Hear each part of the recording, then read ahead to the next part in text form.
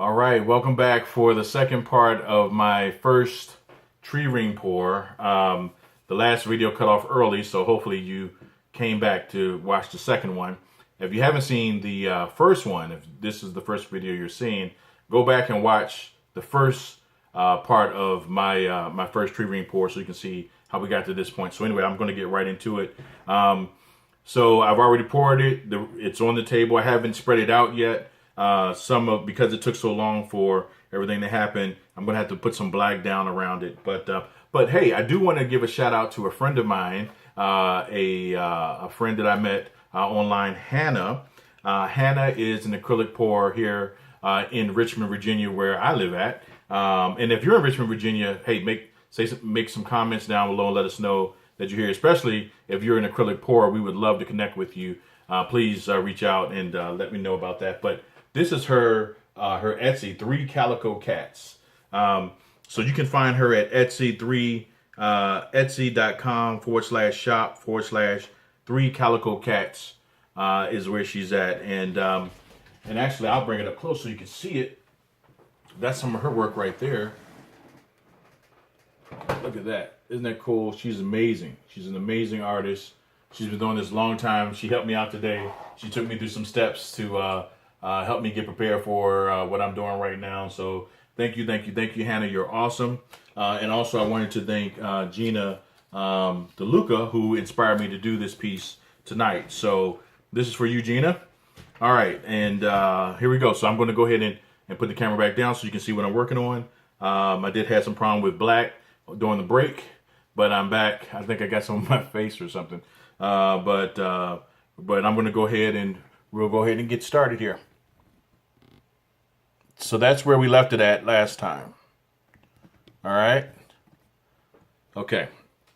And so as you can see, there's some areas around here starting to get a little dry. So what I want to do is I want to pour some black in those areas so that when I spread it out, it doesn't give me any kind of problems or anything. So I'm just going to pour a little bit of black in those areas.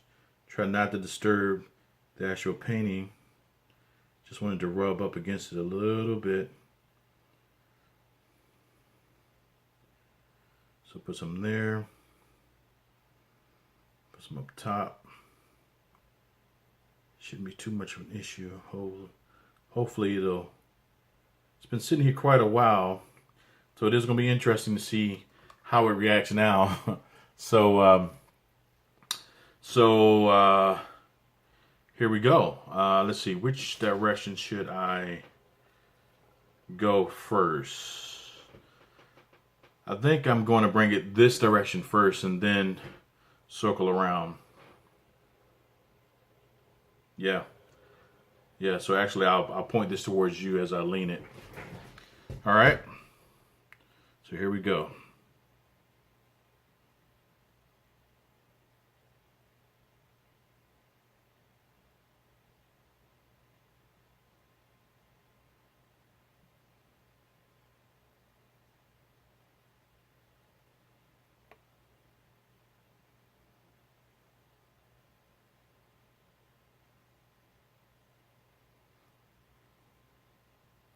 Because it's a tree ring pour, you kind of want to go in a circular motion to try to keep its shape as much as possible. If you just go one direction, it'll get all long in one direction and it won't be what you want. So sorry you can't really see what's happening on the edges here. That's okay.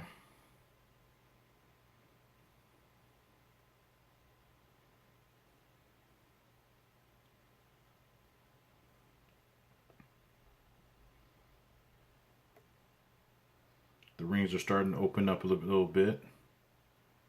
I'm letting a little bit drip off the sides.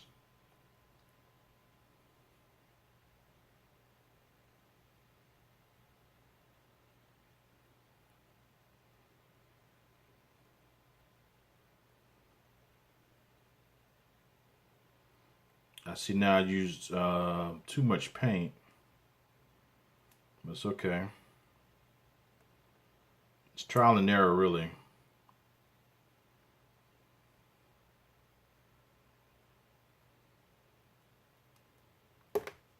So I'm going to let some drip off of this side too.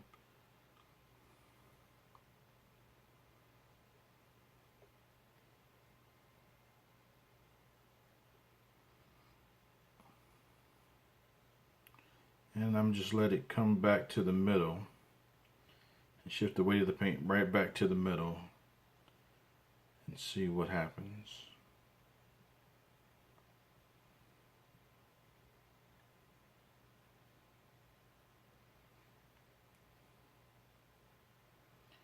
Yeah, the unfortunate thing is with so much paint, the rings can't really open up. I'd have to pour it off the side of it for the rings to open up wider.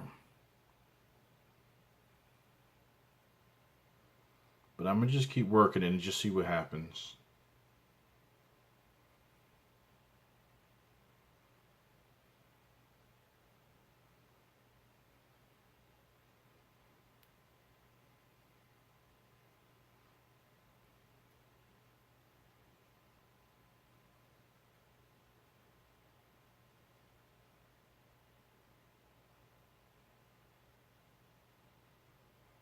Alright, so I'm going to shift the weight back to the middle. Then I'm going to sit it down and take a look. Alright, so let's make sure we got our pieces in place here to sit it down. Okay.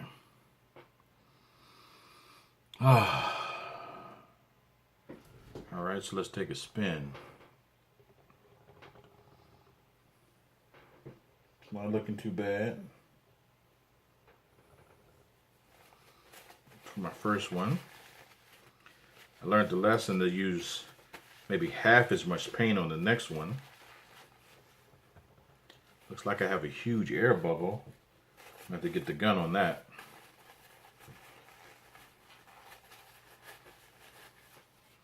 I kind of like what's happening right up in here.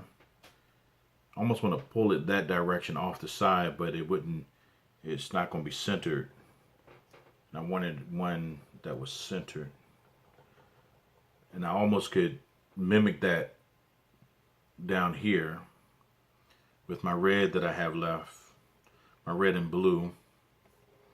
So let me just take the gun and go ahead and see if we can pop some bubbles. I'm gonna put it up high, but I'm gonna hold it up high. I don't know if you can see all the bubbles popping.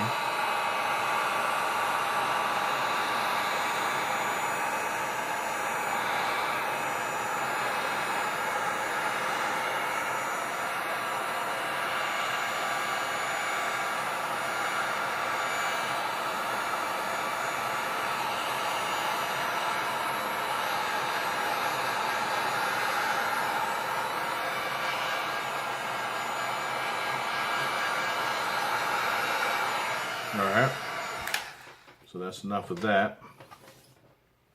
So let me see if I can maybe pop it with my tool, because that didn't do what I needed to do.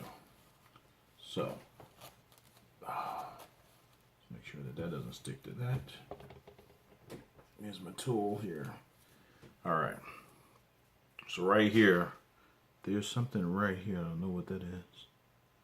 It could just be a clump of paint. Yeah, that's what it is, a clump of paint.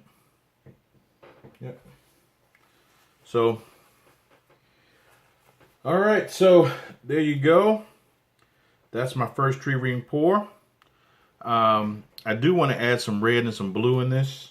So I may just pause the video and give it a shot, see how it looks. But I wanted you to see what it is before I did all of that. There is, you know, you can see the tree rings and all of that.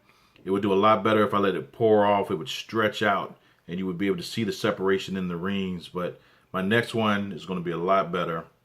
This is just a tester, so I'm going to go ahead and pause it and see if I can do something with this area here and a little bit over here with the red and maybe the purple. I see some separation with the blue and the purple. That turquoise like disappeared. The turquoise basically is not even, I got like one strand over here. So with all the problems that it gave me, it didn't even show up in the actual painting.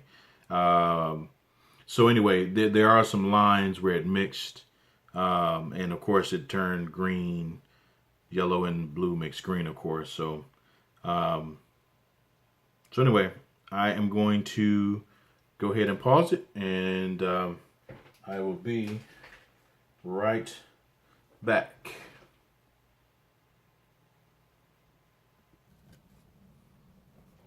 All right, so I added some blue and some red and some purple right there on the end. You see that? So I'm going to try and use this straw to blow at that to see if I can make any kind of effect with it.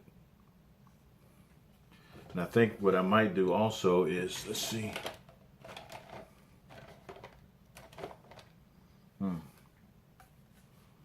No. Let's see what happens. All right.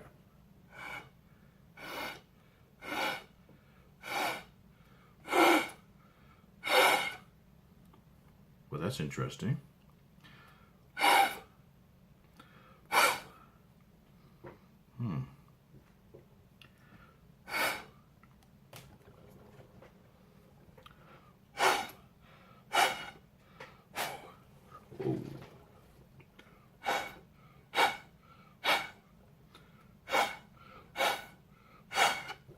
Kind of messed my rings up a little bit, but that's all right.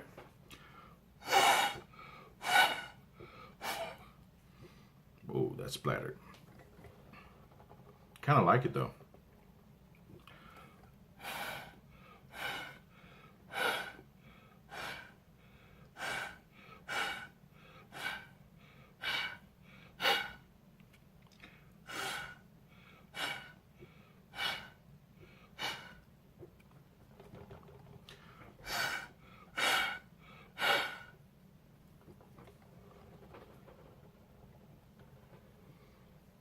What do you think?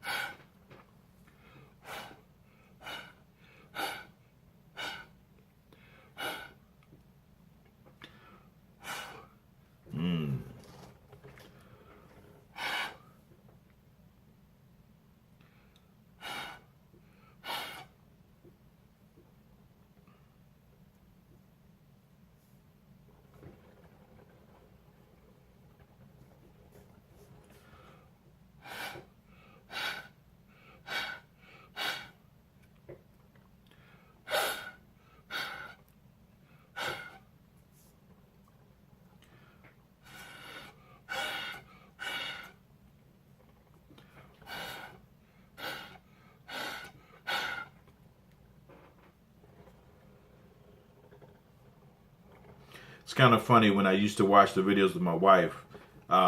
We would see the art becoming, and it would be, we thought, okay, and then all of a sudden, the person would get an idea to grab a tool and see if they could make it do something else. They could create something within the art. And that used to bother us, but now I see why, because sometimes imperfections disturbs the actual flow of the art, and so with the corners the way they messed up, you got to kind of work with them to try to make them become something else. So it's kind of all over the place. The tree ring is in the middle.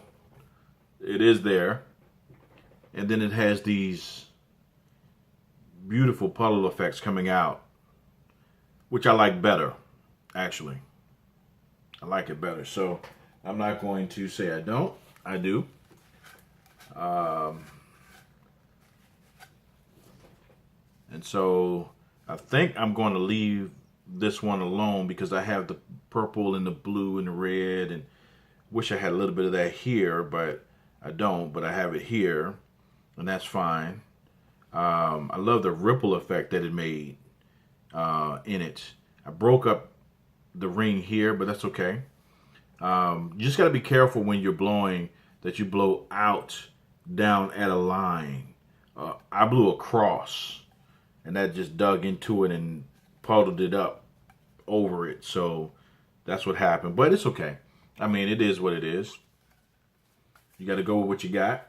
You know what I'm saying? So, so again, thank you, Hannah, for inspiring me to get this done. And I can't wait to take a picture for you and show it to you.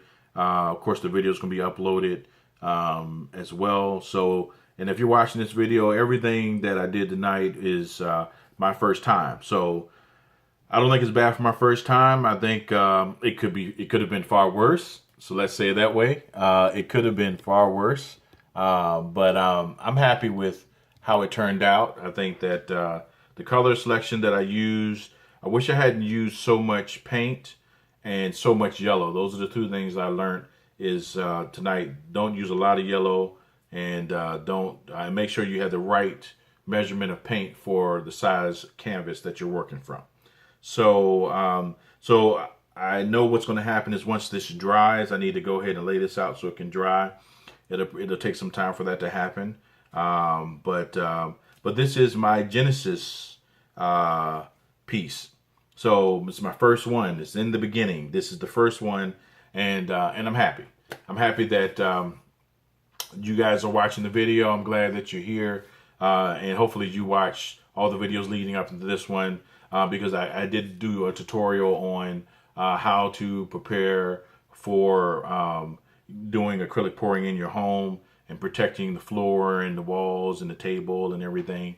And I talked about the materials you need for setup. And the second video, I talked about the paint and pouring mediums and cells and stuff like that. This doesn't have any cells in it. It's little tiny ones, but other ones will definitely have bigger cells. And then, of course, pouring for this one, I showed you the tree pour technique. The one that Gina DeLuca, she was the one that originally I watched her video and got inspired to do this piece tonight. So Gina, this one is for you. Hopefully you like it. And again, like I said, this is my first time doing it. I think the next time, I think I'm going to do maybe a flip cup in my next video. So, and I'm not sure if I'm going to do it today. Because it's about 4 a.m. in the morning. I've been doing this all day. So so I've been setting up and getting things done and recording and trying to upload videos and on my laptop and through my phone and all that stuff. And so that's all a part of the process. And so now that I have everything set up, it'll be much easier. Hopefully there's some things that you saw me do in this video that you like, that you can do yourself. I definitely want to see your work. If you are inspired to do a tree ring pour because of this video, please let me know. Comment in the comment below. Also, please subscribe. If you could hit the subscribe button, that would be great. I definitely want to get my numbers up and help others learn this beautiful art of acrylic pouring or fluid pouring. So I have to do some cleanup now. My wife will be coming home in the morning.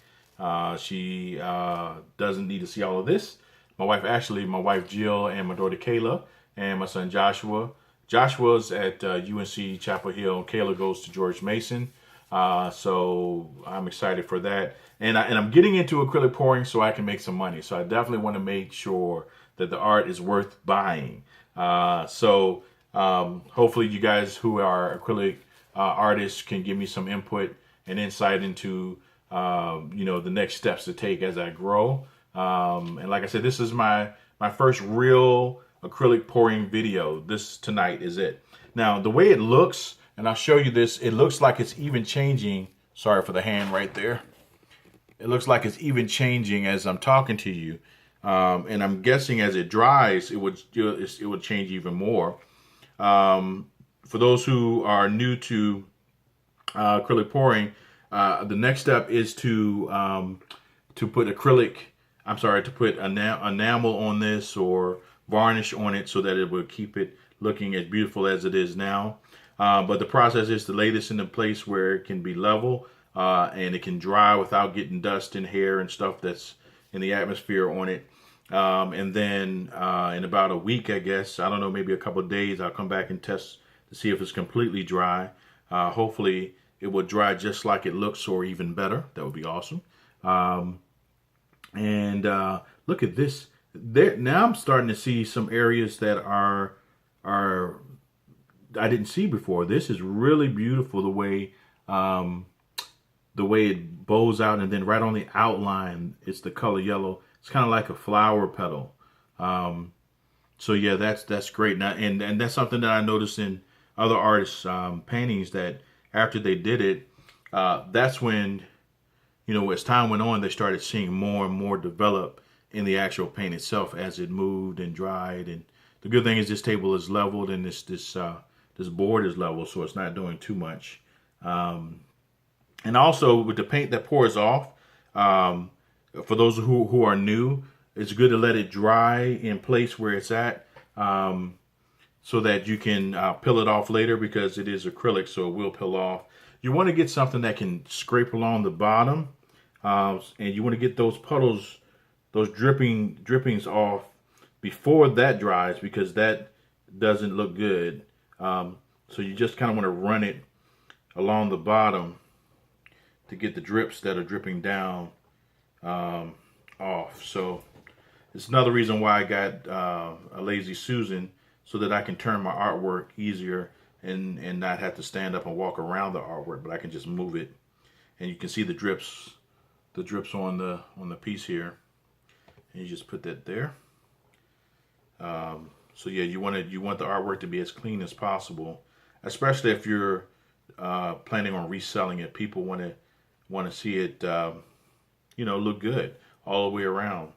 Again, with this being multiple colors, you can see how when I painted the corners black for negative space, but the colors drip down the sides over the edges, and that's again one of the attractions of acrylic pouring, is the art continues right over the edge, and people like that. That's something that people look for in good art pieces, good acrylic art pieces, or acrylic pouring art pieces. So yeah, if you have any suggestions or questions or comments, please feel free to comment below again. And again, my name is Stephen Walker. I call my channel Pure Creation, and hopefully you will be inspired to go out and create some things on your own, and maybe get others inspired to do the same thing. I said before that I am looking to get other people interested in acrylic pouring. It's a great stress reliever. There's also a value to being able to see people create art, and it's relaxing, to be honest with you. I'm getting into it just because there's a lot of things that we deal with in life, and work and life, stress and home and stuff, and so it's good to have an outlet, a place where you can just you and something else can take your mind off of everything outside of your world, and you can just focus into one area and create something beautiful, and then come out feeling like you've accomplished something, and then be able to share what you've created with the world, so you're giving back at the same time. So that's why I'm getting involved in acrylic pouring, because like I said, my wife and I both been watching acrylic pouring videos for like 3 months, and now we're excited about getting started. I got started first. I have tons of canvases, different sizes, other things to pour on, like wood and glass and other things. So we'll be doing this for a while. And I enjoy it. I hope to be doing it for the rest of my life, honestly, and just getting better and better at it, and helping others do it. That's why I'm shooting the videos that I'm shooting, also because I know that people want to learn, and I want to help teach. I want to help teach those who are willing to learn. So anyway, thanks for watching the video, and I hope that you'll come back and you'll look for the new videos. If you hit the subscribe button and then click the little bell that's there, you'll get an alert when I'm uploading new videos. So I look forward to reading your comments and producing some really good videos for you guys to watch in the future. All right, keep creating and get involved with acrylic pouring, and let me know if you're an acrylic pourer. I would love to speak with you, especially if you're here in Richmond, but around the world, no matter where you are. Let me know who you are, and I'd love to connect. All right, have a good one. God bless.